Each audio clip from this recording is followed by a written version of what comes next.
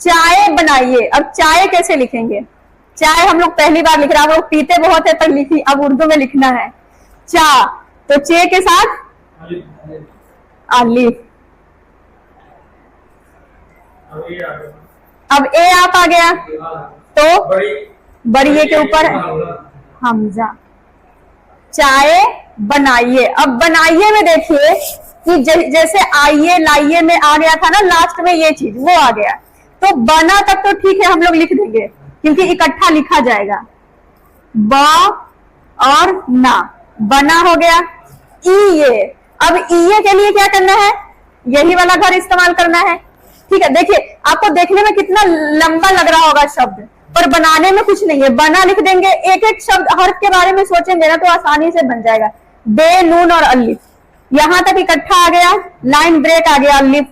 अब ये को क्या करना है? हमने अलग से लिख देना है। ये हमजा का घर है, ये का घर है, और ए की मात्रा के लिए बड़ी ए खुद लग गया है। ठीक,